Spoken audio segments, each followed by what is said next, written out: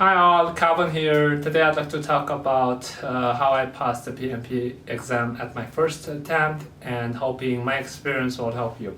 This is my episode 3 and I'm still trying to optimize and standardize my video production methods. And as you will see, I'm still struggling in front of a camera. That's okay, things will improve over time as I practice. And here's my PMP transcript and here's my PMP certificate. I took the exam right after Christmas in 2019 and passed the exam and got the certificates in January this year. Yes, I was studying through the Christmas. And also here's my HBS online certificate. This is not related to today's topic, but I forgot to include in the previous episode. I passed the HBS online course with honor, and if you haven't watched my HBS online episode, you can click the link appear here and you can watch it, or you can go to my channel and search Howard and you will find the episode. I didn't show the certificates during that session, but here it is. Alright, getting back to PMP, which is what I'm going to talk about today.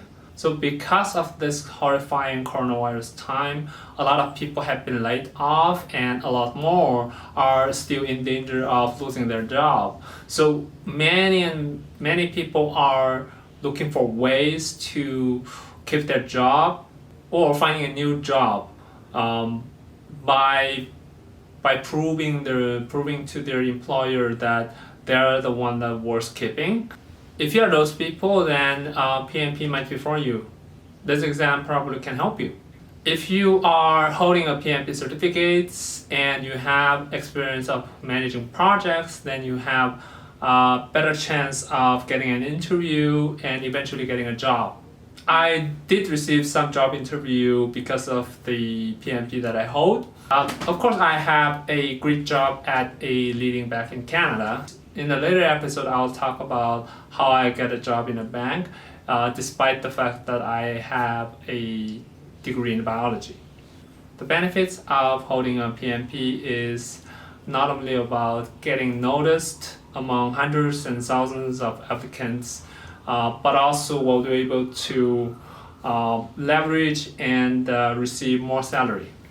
So according to some salary, project managers who hold PMP earns 20% more than those who don't.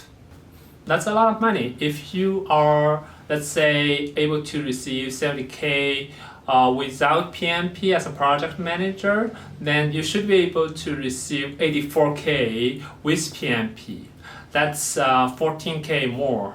In fact, most project manager receives more than 70K. I personally think it's worth it, especially because it only takes about 3 months to prepare for it and take the exam. The exam costs about $555 USD. The PEN book, the book that you would use to prepare for the exam, only costs about $100. So in total, it's about $655. I think that's not a lot of money. I myself studied 3 months and was able to pass the exam at my first attempt, although I barely passed one of the 5 domains, the planning domain. That's okay as long as we have the certificate. Your interviewer is very unlikely to ask you about how much you scored on each of the domains, the 5 domains. I'm not here to brag about it, but compared to PhD I have, the PMP is just an exam, not a big deal. But it's really nice to have, especially if you have time and money to spare. Instead of buying PS4 and playing various video games, you can buy a PMP exam and write for the exam for 3 months and pass the exam. It's more beneficial than playing video games. Why not? If your employer is going to give you more money when you have it. You got my point. To take the test, you have to apply to take the test through the PMI website. To be eligible to take the test, you have to meet 3 prerequisites in either of 2 ways. One is you have a 4-year college degree and 36 months of project management experience that can be verified, and you also have 35 hours of project management experience. This is way number one. The way number two is you don't have a college degree, but you have a high school diploma or an associate degree. In that case, you also need to have 16 months of project management experience instead of 36 months in the previous case. And you also need to have 35 hours of project management training or education that is certified by the PMI Project Management Institute. I forgot to mention the 35 hours of project management training can also be replaced by certificates of CAPM, which is also another associate project management certificate provided by Project Management Institute, PMI. PMI Institute randomly choose, I don't know how many out of how many, for auditing. Mine was selected for auditing. My friend was lucky, he wasn't audited. In my case, I filled several forms and sent them to my PhD supervisor, who signed on it and proved that I worked on these projects that I described in the application. And then I sent those materials to PMI to let them audit. Keep in mind that once your application is approved and you are eligible to take the exam, you have to register and take the exam within 1 year from the day they approve. So I would recommend you find a time about 3 months or so that is enough to take the exam and apply for exam. If they ask for auditing, and then you give your auditing material. If they don't ask for auditing, then you can start studying for the exam.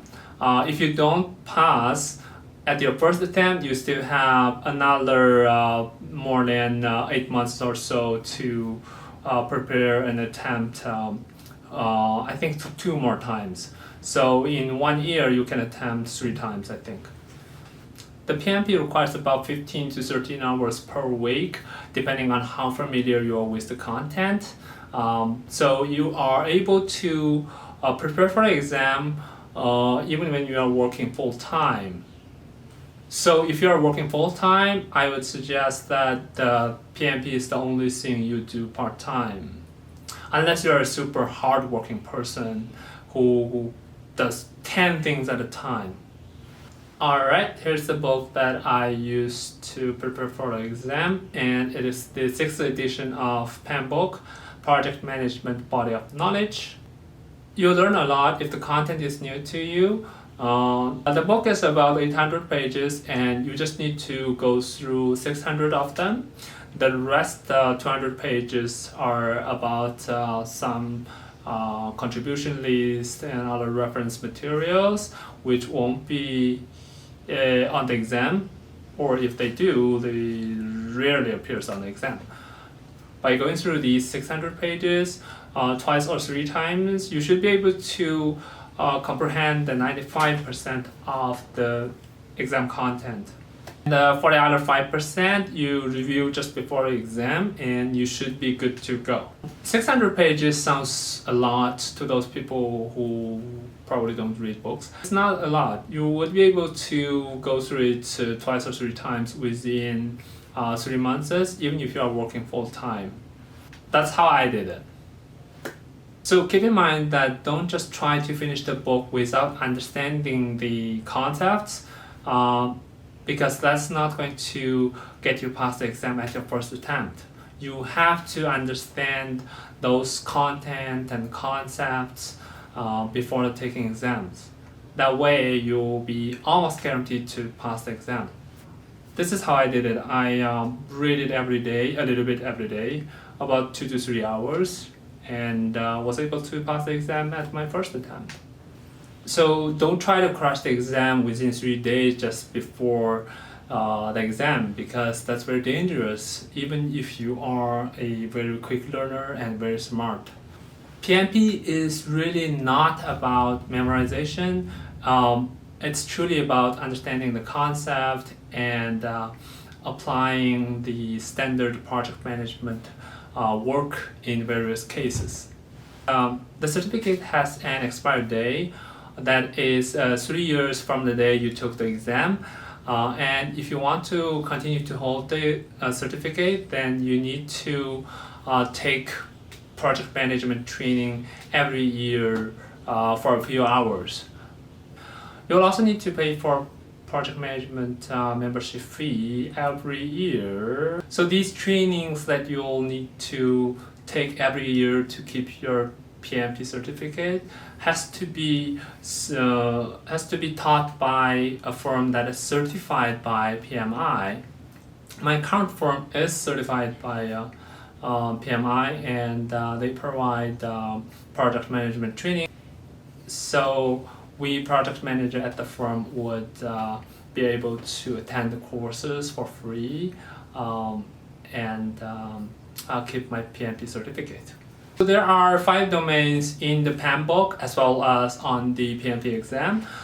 They are initiating, planning, executing, monitoring and controlling, and closing. You will be scored at each of these domains. If you have to meet the target or go above the target in each of these domains to get the certificate. You don't actually need to go to very expensive class and spend thousands of dollars just to take the PMP. I would suggest you just learn it on your own. In my case, that's what I did. I learned everything on my own. I didn't attend any special courses designed for PMP. These courses often are very expensive, thousands of dollars, so I don't recommend it. You can buy stuff with this money. The exam is all multiple choice questions. Mine started at 8 a.m. that morning and I finished the exam at 12 p.m. So the exam is 4 hours in total, and I think it's 200 questions, all multiple choice. And that morning I didn't eat enough food, so when I about to finish the exam and when I was at the final 10 questions, I was so exhausted. But I was relieved when I saw that I passed the exam. You'll receive your transcript right away when you finish the exam.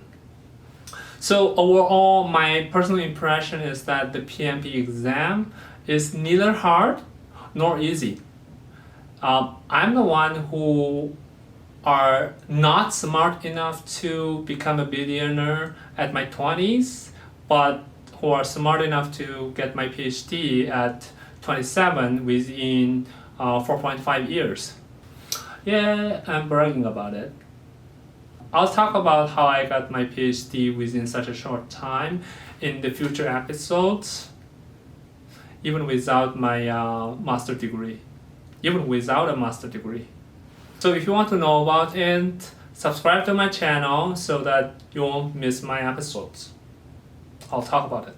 So getting back to PMP, the exam is 200 questions within 4 hours. That is about 1.2 minutes per question or 72 seconds per question. That is very tight. So I highly recommend you to take as many mock exams as possible a few days just before the exam to practice your speed as well. You should answer every single question even if you don't know the answer. So leave this question at the end and guess the answer before the watch stops.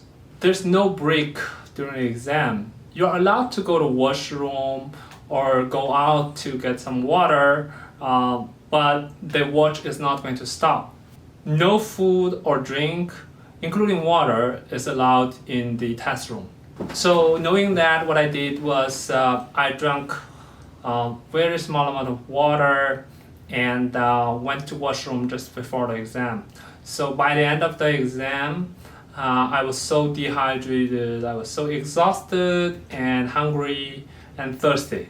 Keep in mind that don't drink too much water if you can, because if you go to washroom during the exam, and it probably would take 5 to 10 minutes to get back to your seats in the exam room, in the test room, to continue to attempt your exam. That's a big chunk of time get wasted, because the proctor and the examiner is going to check your pocket and scan your body, so it's gonna waste some time, especially there are someone lined up when you come back, right? Alright, that's how I prepared for my PMP and was able to pass the exam at my first attempt. So I hope this video helped you, and to those who are going to take the PMP test, wish you the best, and that's all for today. Okay, thanks for watching, and please click the thumb up button below and subscribe. I upload new videos every week, and I hope you'll enjoy. Alright, if you have any questions or comments, please leave them below and I will answer or reply. And as always, peace.